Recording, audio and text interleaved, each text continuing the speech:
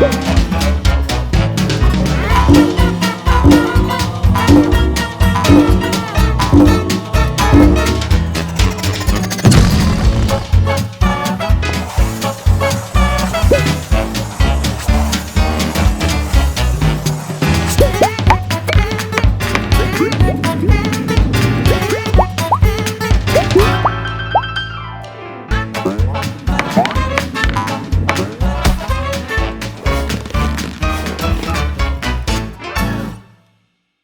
morning, I said this, you heard that as I said.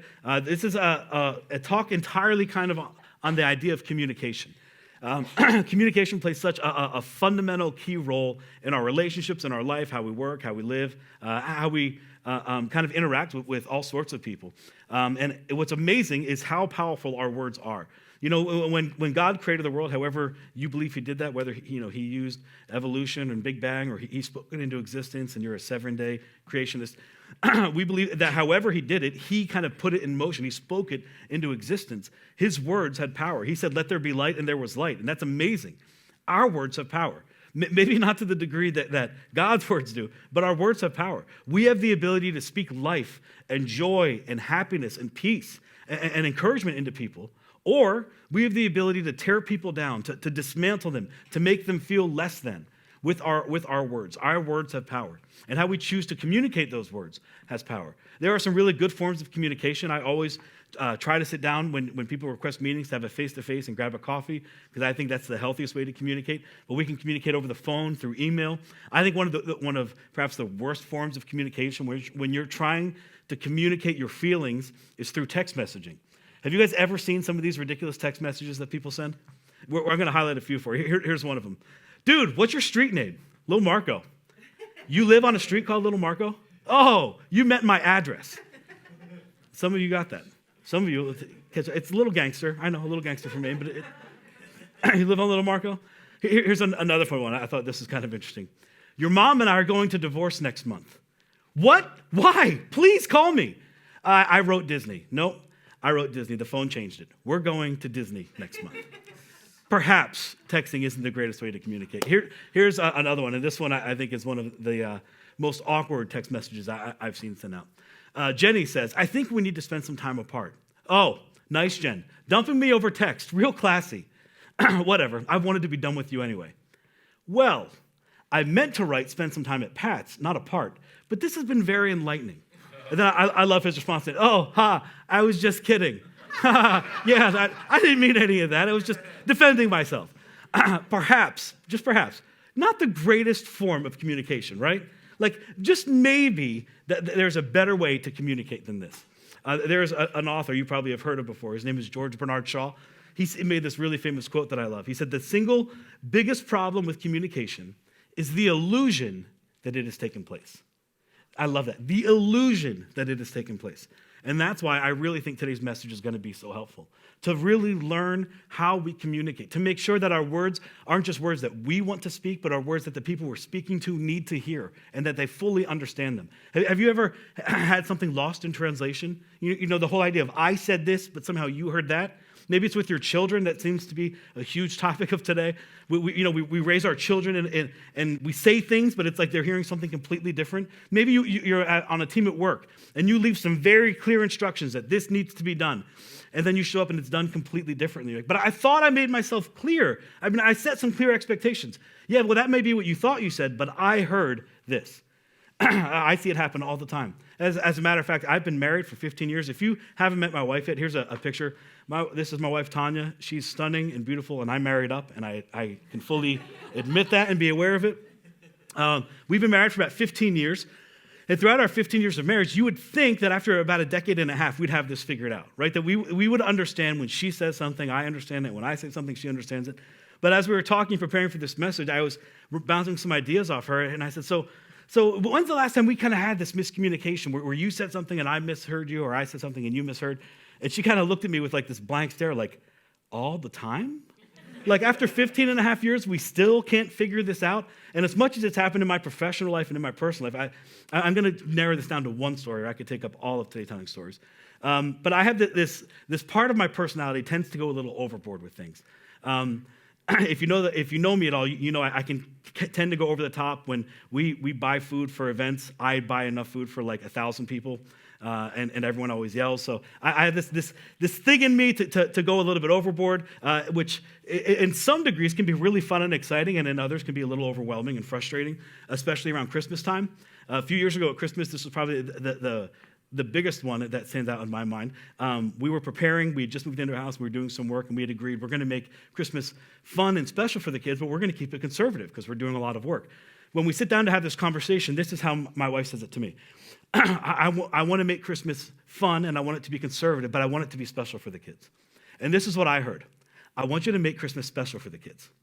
So I went out, and I made sure Christmas was special. We were wrapping gifts a few weeks before Christmas, and we have them out to see how many we have and see if each kid kind of has enough gifts or maybe the same amount of gifts or we spent the same amount of money. And we look at it, and I look at her and I was like, well, that's not enough. Like there's almost no gifts there. And she's like, don't do it, Jim. And immediately, my phone's out, and I'm on Amazon, and I am spending way too much money making Christmas way too special for my family. You came down Christmas morning, and I knew I'm in trouble. Like, there isn't enough room for us to move around. This part of me, as much as I want to believe that I heard everything she said, what I really heard was, Jim, find a way to make Christmas special. And I did, to our neglect and to my fault. Have you ever had a time like that? Maybe it's with a spouse. Maybe it's with your boyfriend or girlfriend or your fiance. Maybe it's with your children, where it's kind of like you're on two different planes. Or maybe a better way to look at this is you're speaking two different languages. You think you say something completely clear, but the person on the other side doesn't hear it at all. Somewhere along the line, there was a miscommunication. Communication broke down. And oftentimes when this happens is because there's really two things that come into play when we communicate. The first is the person who's speaking is trying to express their needs, their wants, their desires, their dreams. But along with speaking those things, there's this like silent undertone that goes along with it, isn't there? There's these secret things that comes into play. There's all of these personality quirks, if you will, emotions. I know I'm not the only one that's heard this, but there's the tone, right? It's not what you said, it's how you said what you said that makes the difference. You see, so much can get lost in communication.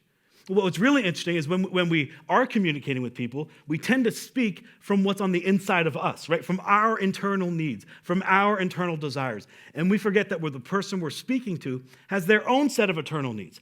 And if we're only ever speaking on this side the way we want to speak, with what's happening in us, communication breaks down in that gap because the person on the other side isn't having their internal needs met at all. I recently heard this statistic that I thought was really telling. 90% of communication, 90% of work problems, 90% of marriage problems and family problems can all be traced back to some form of miscommunication or broken communication. 90%. That means that if you have any kind of disagreement with somebody you work with a family member, a spouse, a cousin, an uncle, whatever it might be, that almost every kind of breakdown in a relationship that you're experiencing can somehow be traced back to some form of miscommunication or broken communication. That's really telling. That says a lot about who we are as people. That says a lot, perhaps, about the human condition, which is exactly what the Apostle Paul wrote when he wrote in Ephesians 4:29, which we're going to look at today. But the Apostle Paul, you remember this guy? He shows up on the scene as the professional Jew, right? The Jesus hater, the Christian hater, and then he meets Jesus and he falls in love and his life's transformed. And he goes around building the work that he once tried to destroy, planting churches all around the Mediterranean Rim. One of these churches was in the city of Ephesus in what we know now as Turkey. He communicates to these people, these Christ followers, about this whole idea of communication and how communication can break down. But even more than that, how do we communicate the way Jesus would communicate to us? If we're looking at communication through the lens of Jesus, Jesus sacrificed everything for us. So how can we sacrifice our words to make people feel valued? How can we sacrifice our communication for the sake of the other person, to love the other person, to encourage the other person, to build the other person up? In Ephesians 4:29, just one verse we're going to look at today, the Apostle Paul writes this: "Do not let any," and look at the bold words, "unwholesome talk come out of your mouths, but only what is helpful for building others up according to their needs, that it may benefit those who listen." Do not let any unwholesome talk. And when we look at these words unwholesome, this is actually, in my mind, really telling. When we look at kind of the surface definition or explanation of what unwholesome means, at least for me, when I was in middle school at a Christian school, it was always interpreted this way. Don't let any unwholesome talk, no foul language, right? No cussing, no swearing, no vulgar jokes. Don't let any of that come out of your mouth. That's how they interpret it to middle schoolers. That's how we interpret it. And at a surface level, that's pretty accurate. But if you're to go a little bit deeper, if you're to dive in just a little bit more to discover the deeper meaning of what Paul's trying to say here, what he's actually saying is this. Don't let any unwhole words, quite literally unwhole, don't let any words come out of your mouth that are going to make somebody feel less than, that are going to rob from somebody from their wholeness, from all that they could be and all that they should be. Don't let your words be used to tear something away from them. Rather, he contrasts it in the second part of the verse, use your words to build them up, to make them feel whole, to make them feel loved, to make them feel respected, to make them feel encouraged, to make them feel like they're whole, they're everything they should be. Don't use your words. Don't allow words to come out of your mouth that are going to tear people down. Rather, use your words to build people up. Don't let any unwholesome talk come out of your mouths. Rather, use your words to build people up. In other words, what he's really saying is when we tend to communicate, we communicate based out of our needs. We communicate the way I want to communicate, the words I want to say. This is what I'm feeling. And he's saying, that's all fine and good, but here's what I want you to do. I want you to flip the script. I want you to move from this whole idea of I said this, you heard that. And what I want you to do is try to decipher, what does this person need to hear? How does this person need to hear it? How can I sacrifice the words I want to say the words they need to hear? Flip the script. How can we communicate what the other person needs to hear? So that's what he's asking us to do. Instead of using our words to make ourselves feel good and to build ourselves up, he says, sacrifice your words to build them up. Maybe sacrifice from yourself to encourage and love and support those who you're speaking to. If you were to see communication through that lens, through the lens of the people you're talking to, you would learn how to communicate to them. If I were to see that in my own relationship, I would understand when Tanya said, I want Christmas to be fun and exciting, but conservative. What she really meant was that I need to make Christmas fun, exciting, and conservative, and not as special and blown out as I made it. I would understand how she's trying to communicate to me, and I would decipher that through that lens and really understand what she's trying to say. I think this is so valuable for all of us. I think it's valuable in how we communicate to each other as spouses, as husband and wife, maybe as boyfriend and girlfriend, but even more so, what's really telling to me is how we communicate to our children. Because they're young and because they're small, we tend to always communicate from our needs, from our wants. You do what I say and I'm the parent. But when we begin to see our children as created with a certain kind of code, with a certain thumbprint that they were built by God to be this way, it changes the way we communicate. So many of us, we talk to our kids, and when we talk often, if you're anything like me, it seems like it's going right over their head, isn't it? Like you're talking to, well, I said this, but you went and did this other thing. Why? It's because they were literally built and made by God not to understand the words that you're saying the way you're saying them. They were made with a different thumbprint. They were made to decipher and to hear the things you're saying completely different than how you're saying them. But as a parent, we get angry, and we get dominant, and we get upset. But they weren't built that way. We were all built differently. We were all built to hear things a certain way. We were built to speak things a certain way. And that's why I believe this is so incredibly important to us. I think it's a game changer. I think, honestly, it's revolutionary that if we could learn to apply this tomorrow morning, on a Monday morning, to learn to change the words we say, to learn to speak based on the people we're speaking to, it could change every single relationship we have. There's a book that this was all based off of. This whole idea was based off of. Can you guess what the title's called? I said this, you heard that. It's a really insightful book. The interesting part of this, the subtitle is How Your Wiring Colors Your Communication.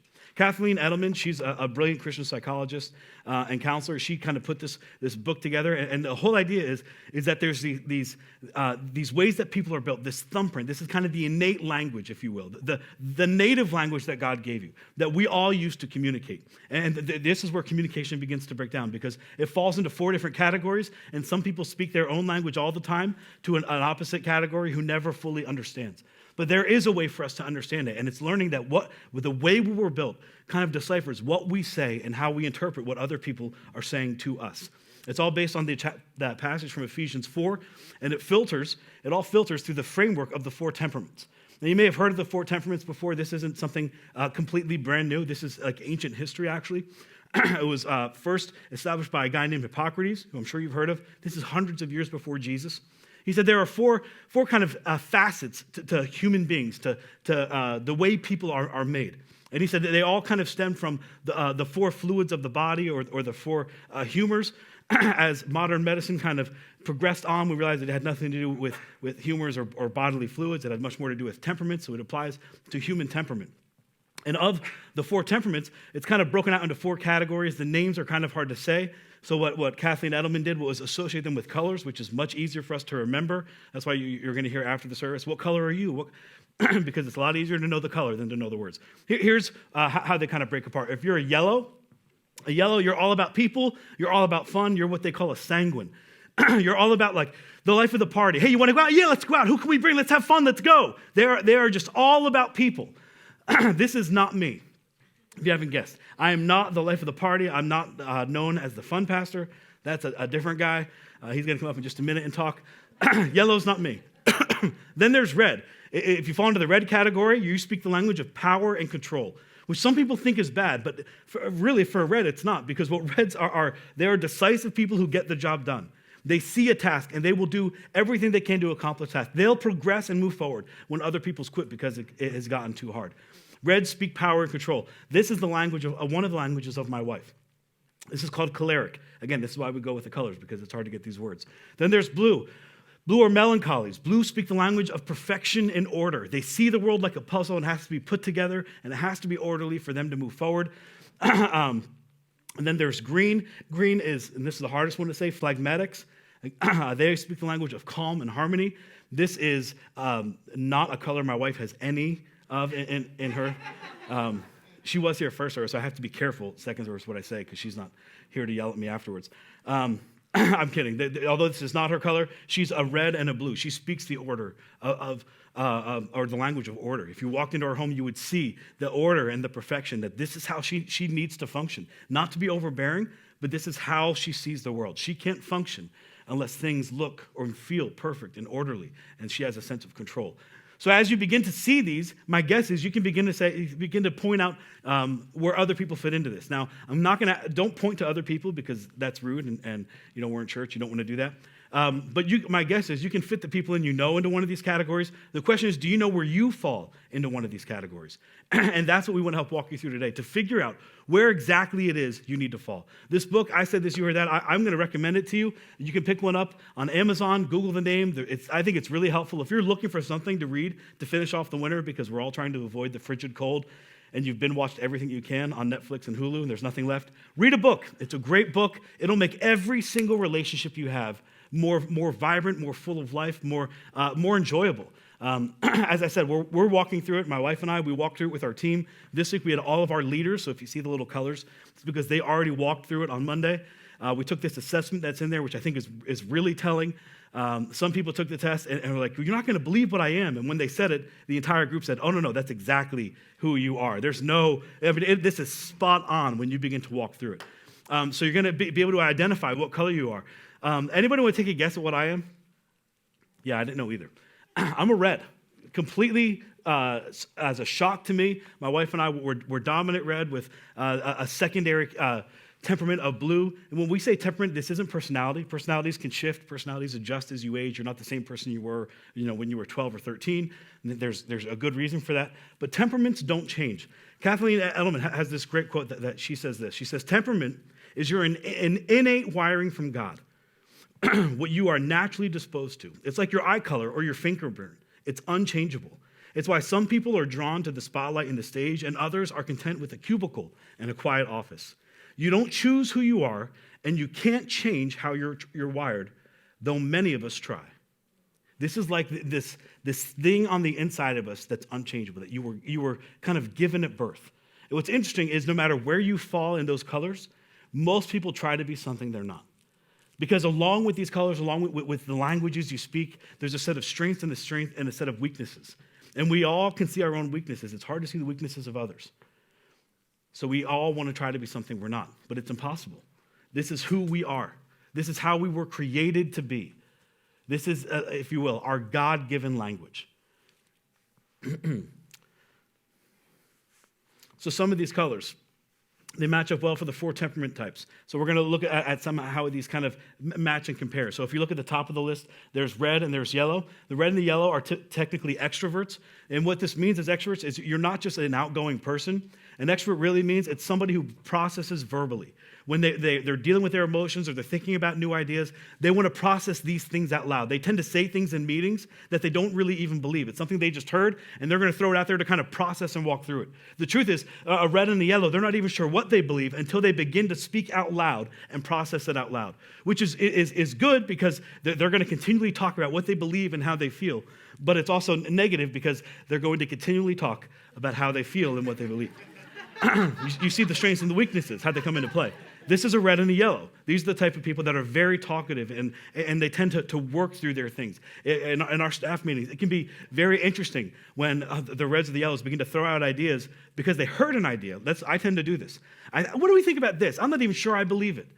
It makes meetings really interesting as you begin to work through this type of thing. So there's red and yellow. Those are the extroverts. And then if you look at the blue and the green, they tend to be more introverted. And again, this isn't that they aren't people-oriented people.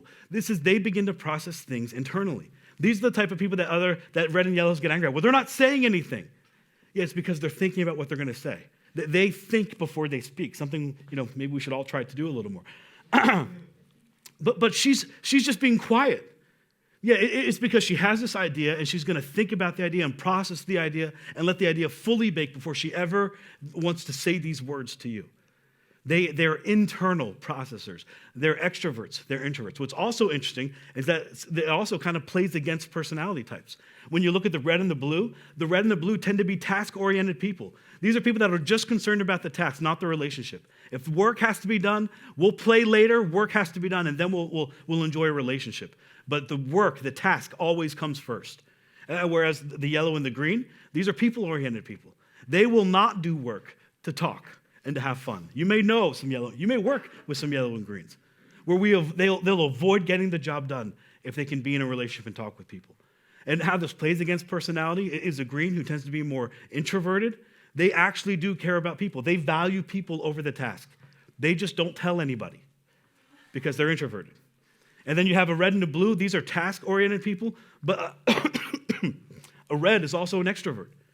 The problem with, I guess the strength of the red is that they're task-oriented and they'll get the job done. The challenge or the weakness for the red is that they'll prioritize the task over somebody so that the person begins to feel like they're the task. Every set of these has a set of strengths and a set of weaknesses. There's not one that's better than the other.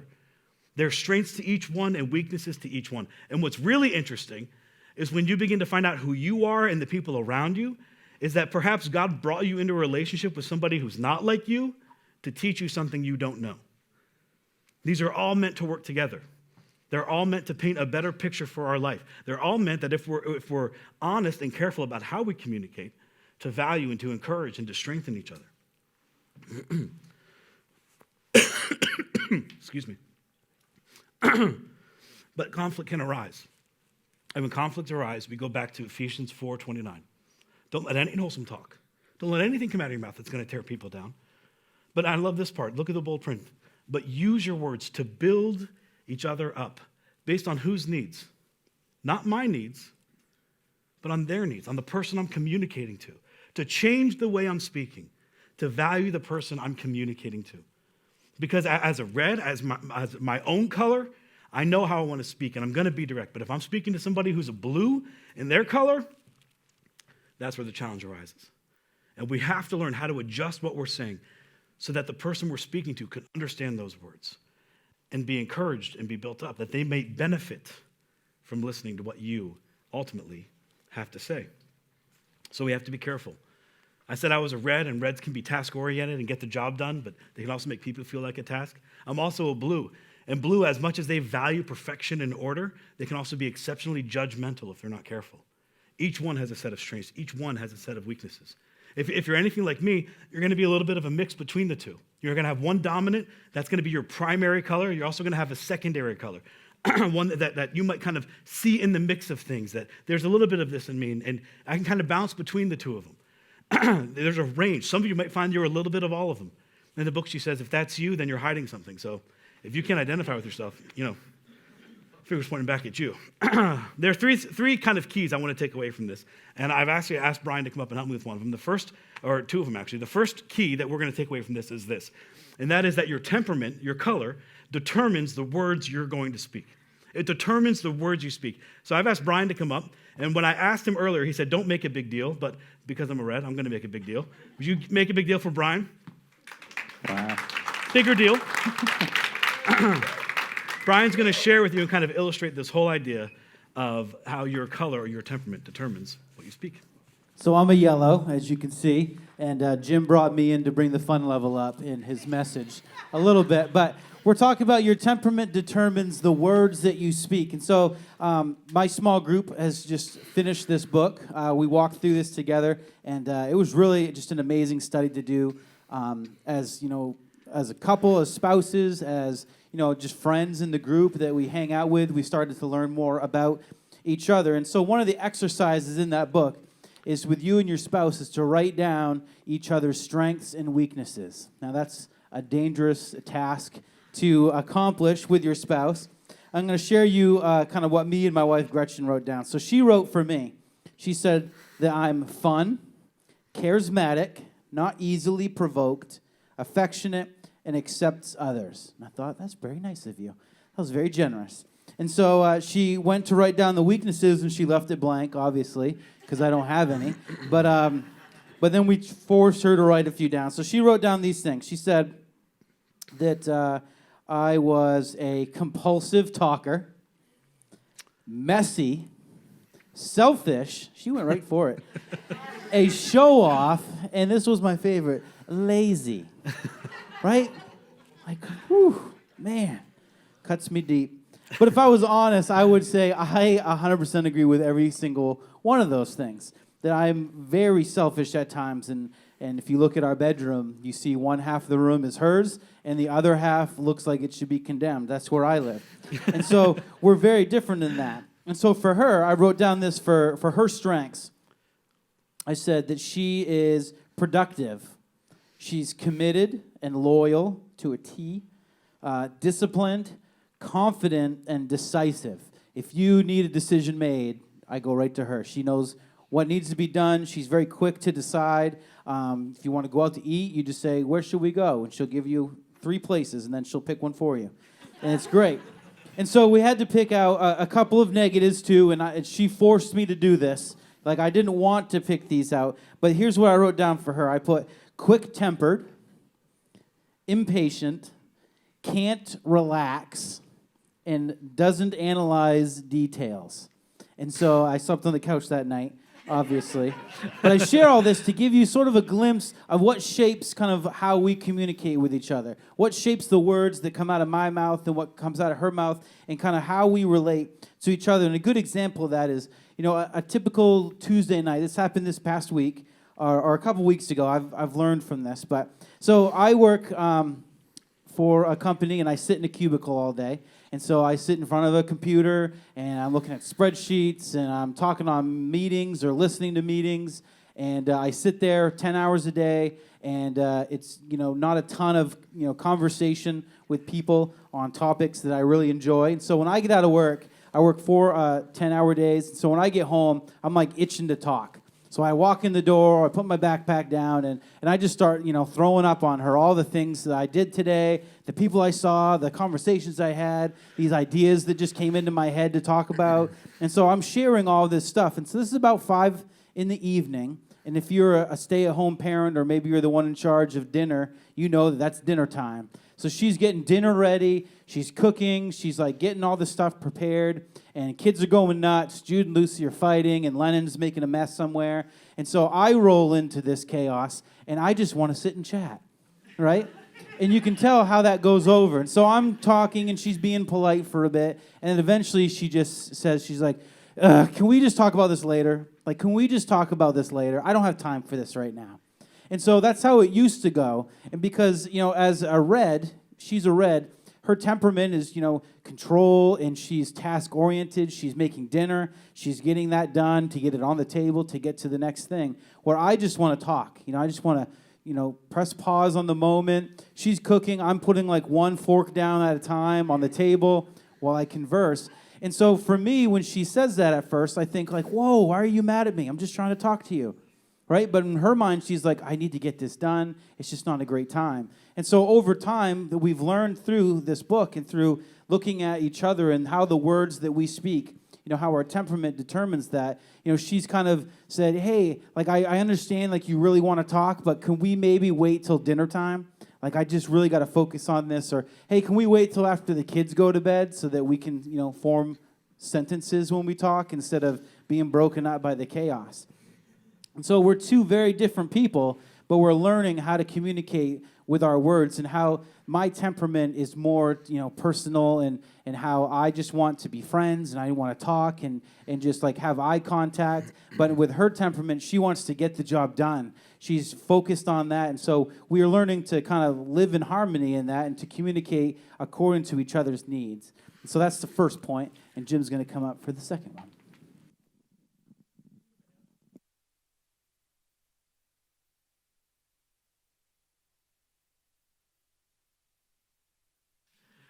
I'm doing the job of the sound guys for him. Yeah, I can relate to that. What's really interesting to me as he was talking is you can have the same thing to say to two different groups of people, right? So for instance, if you were to communicate something to a yellows love attention, right? And you can, as a boss, you could say something like, I've seen what you're doing a very good job, I'm very proud of you, like job well done, good job. And for a yellow who craves attention, that's amazing. Thank you for taking notice. I need attention. I need credit for my work. But you say the same thing to a blues who crave support but don't like direct contact and don't like anybody looking at them. They like to be left alone. And you say, hey, I've seen what you're doing. Great job. I'm so proud of you. Job well done. Do you know what they hear? Why are you looking at me? You're looking at me? What do you mean you're looking at me? Well, why are you paying attention to me? That's too much pressure. I don't know what to do now. I don't know that I can live like this. You can say the same thing, but to two different groups of people, they interpret it completely differently. What a blue needs to hear is support. Maybe ask a question. Hey, I think you're doing a great job. Is there anything I can do to help? Anything I can do to alleviate some pressure, to make you feel more at home or more comfortable in whatever it is you're doing? I have a daughter. I have 3 daughters, but one of them, my middle daughter, she's the easiest for me to pinpoint in personality. She is a blue through and through. She craves order. She craves perfection. She's the kind of kid who follows her other sisters around and cleans the mess behind them. She sets the table. She cleans the counter. Like, she's just that kind of person. But as a blue, she doesn't like direct communication.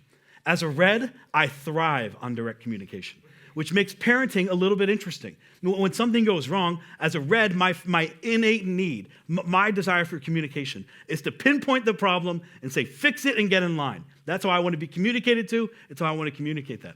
But you communicate that to a blue, and they shut down, and they cry, and they feel completely overwhelmed.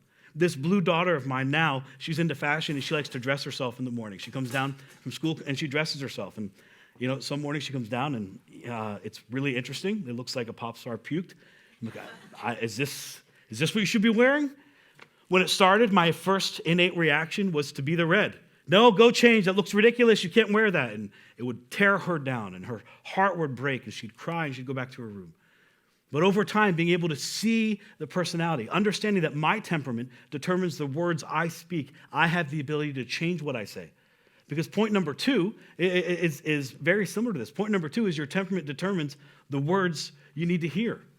And as a blue, she doesn't need to hear that kind of correction. She needs to feel that kind of support. Hey, honey, is that the best choice to wear a tank top in February? It's -9. Maybe we need a sweatshirt or something else on top. Hey, but maybe we can pick your clothes out tonight before you go to bed for tomorrow. And then we can make sure you have an outfit that's appropriate for the weather we're living in. And say it that way, and she smiles, and she goes on with her day. You see, your temperament, your color, determines the words you also need to hear. I'm going to invite Brian back up, and he's going to illustrate this again. So not only do the words that we our temperament shapes how we speak, but also the words that we need to hear and how those affect us. And so if we aren't using kind of words that meet other people's needs and we're not getting filled in that, it leaves us feeling empty or alone or sad, maybe depressed. And so each one of these temperaments, we could throw the slide up, has 4 innate needs that kind of shape them. And so as you can see, I'm a yellow, and my needs all begin with A, because that's fun. And we have approval, acceptance, attention, and affection. So those are hugely important to me. Like those are really big needs that I strive for, that I look for in life. I'm a high on the green as well, that harmony is and lack of stress are big on my book. Like I don't like conflict. It's like the worst thing in the world for me. I just like to have fun all the time. And so my wife, she's on the red side, so hers are loyalty, sense of control, appreciation, credit for work. And she's also high in the blue too, with safety, sensitivity, support, space, and silence. And so a good illustration of this, my wife recently, within the last couple weeks or so, she had a situation arise with a friend of hers where there was just some tension there. There was, some negative vibes coming out from her friend, and Gretchen just felt like this person, was not happy with her and was kind of just not being nice, and it just seemed like this relationship was really strained for some odd reason, and some things that she had done towards Gretchen, and it had Gretchen kind of confused. And so we were talking about it one night after the kids went to bed when we could have a good conversation, and so she's sharing with me what was going on and the things that were said to her and maybe the actions done. And so my immediate response, was this. I said, well, I'm sure they didn't mean it that way. I'm sure that's not what they meant when they said that to you, or I bet when they did that, they didn't really mean to hurt you, or I'm sure if you thought about it, it's not exactly the way that you think it went down. I don't think they meant that. And so in my mind, I'm trying to create harmony, right? I'm trying to create acceptance and show that, the two of you, everything's fine. I'm sure that person didn't really be mean about those things. And so I'm trying to kind of mend that relationship. I'm trying to swoop in there and fix it for her, right? Because that's my nature. That's my temperament. But in her mind, what she's hearing is that she wasn't mean to you. She wasn't saying rude things. I'm defending that person. And so she's, why am I even telling you this? All you're doing is defending them. You're just taking their side of the story. And I'm like, whoa, that's not it at all. I'm just trying to kind of maybe help you see the other side of the coin. But what she really needed to hear from me was, hey, I'm really sorry that happened that way. I'm really sorry that what she said, hurt your feelings like that. I'm really sorry that this situation has gone down that way. How can I help? And just support her. Be loyal to her, give her a sense of control over it, and appreciate kind of where she's at in the situation, but give her the support that she needs, not the harmony that I need there to be in that relationship, but give her what she needs in it. Another example of this is, affection for me. That's a big one on my list. I'm a cuddler, right? I'll say it. And so I like to give a good hug once in a while. And so I'll get home from work and, things are going crazy and I just see her standing over there and I think, she needs a hug right now. I'm going to go give her some love. And so I go over and I try to give her a hug, and she's got her hands deep in, a casserole or whatever, and she's doing things, and it's not at the time for a hug, okay? She has a sense of control. She's on task. And then I swoop in, all just let's just time out and let's hug it out for a second. And so my needs are for affection and attention. I want her to put, the attention on me, to elevate me over the dinner that she's creating. But in her mind, she needs to finish this task. And she loves me, right? But she needs to finish this. That's what her need is not to just, stop everything I'm doing for Brian, but to be able to finish the task at hand, because that's important to her. And so I need to prioritize her needs and say, it's not cuddle time right now. Maybe we'll do that after dinner, or maybe after the kids go to bed, right? I'm not going to go any further than that. But so, and we need to focus on each other's needs above our own. It's elevating the other person in accordance to their needs, not our own needs. So I hope that gives you a little bit of a example of how, our temperaments can shape the needs that we have and the needs of others. Good job, Brian. I think all of us can relate to that. What's interesting is as Brian is learning to adjust what he's saying based on his wife's needs, and he's learning to really put Ephesians 4:29 into practice, to not let any unwholesome thing come out of his mouth, but only what's used at building each other's up.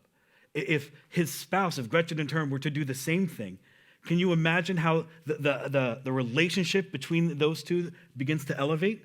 When we both begin to sacrifice from what we want to say for the sake of the other person to value them.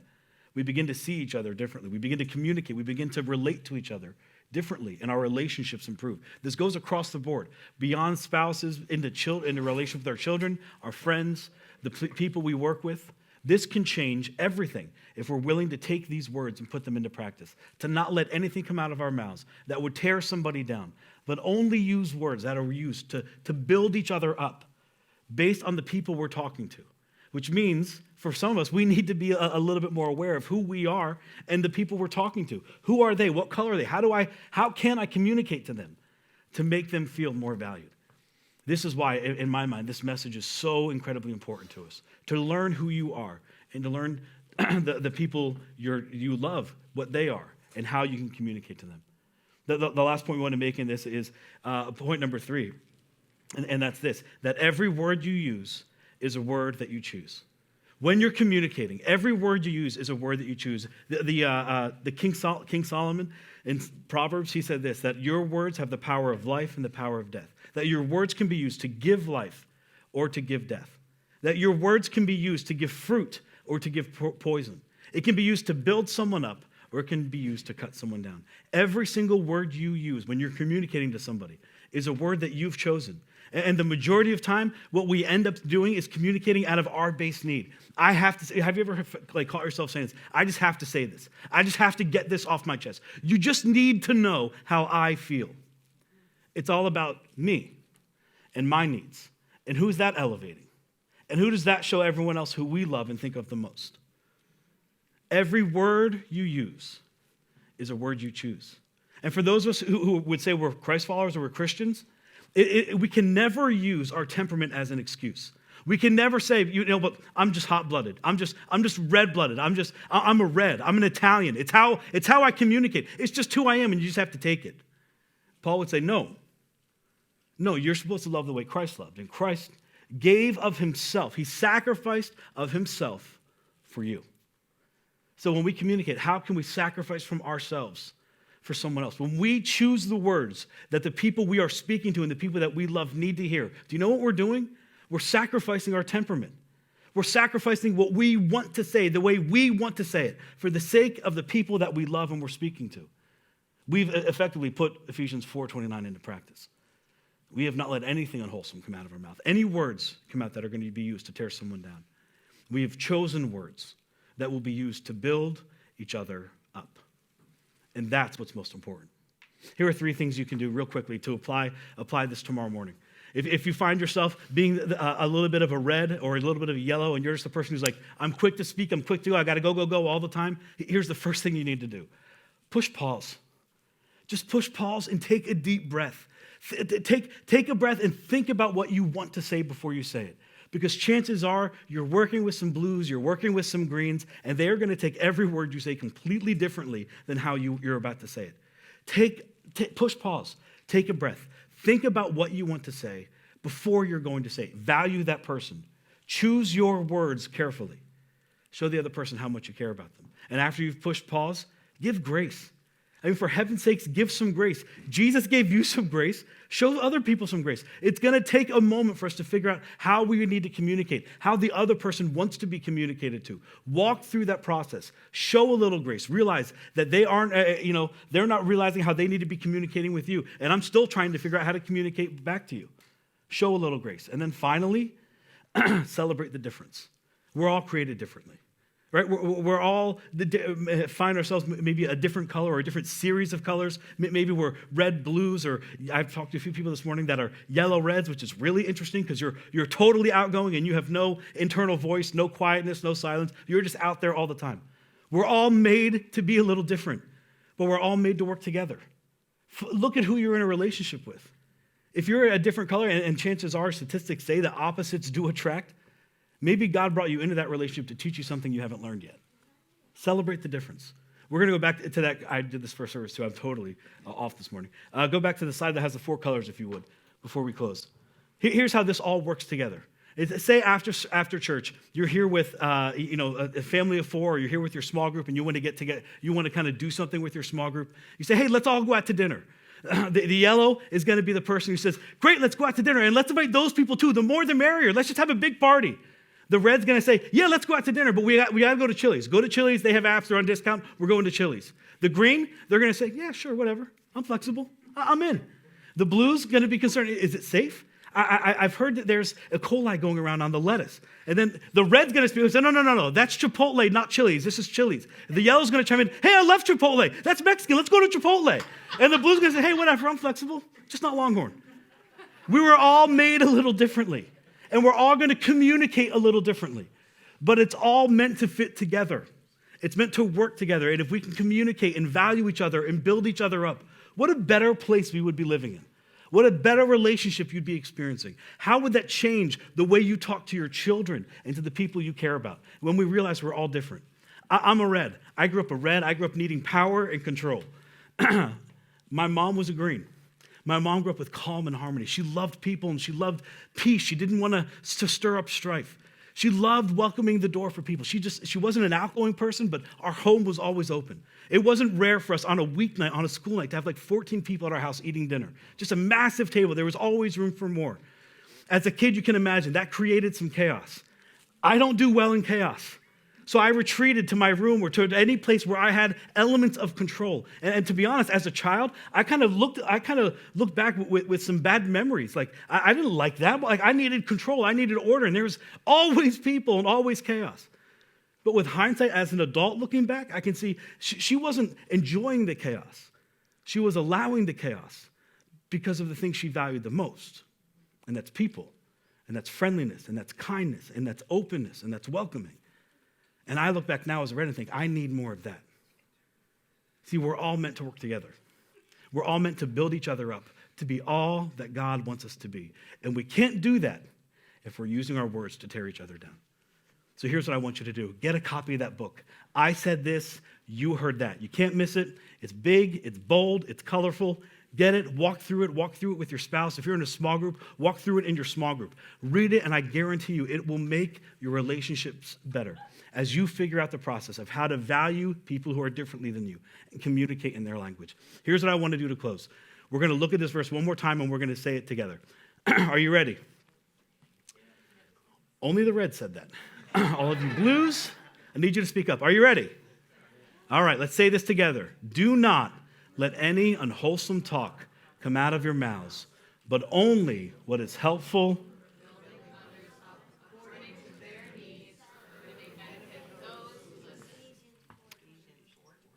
Heavenly Father, I thank you for an opportunity to share this message, Lord. I thank you, God, that in this one verse, it captures so much about the human condition. God, that we can look back on this thousands of years into the past and realize, God, the same kinds of people we're dealing with, the same kinds of issues we are, separated by cultures, separated by generations. God, it's still the same issue.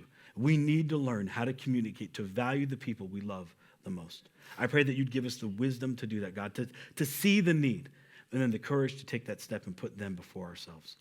I love you, Lord. In Jesus' name I pray.